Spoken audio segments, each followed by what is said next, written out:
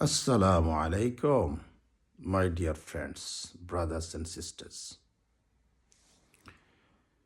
Today I am going to talk about I am and I have been. I am, I have been. আমি যাচ্ছি, I am going. আমি যাচ্ছিলাম কয়েকদিন ধরে বা কিছু সময় ধরে I have been going. I have been going. আমি যাইতেছিলাম I had been going. So remember this, এটা স্মরণ রাখবেন, আমি যাচ্ছি I am going.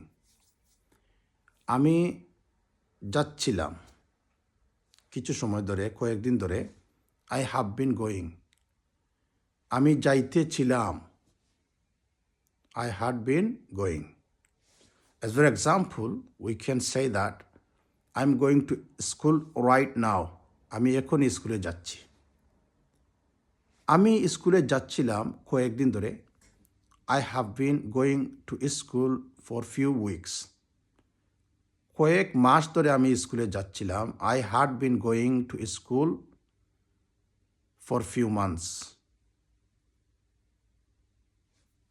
তখন আমি স্কুলে যাচ্ছিলাম I had been going to school over the few months.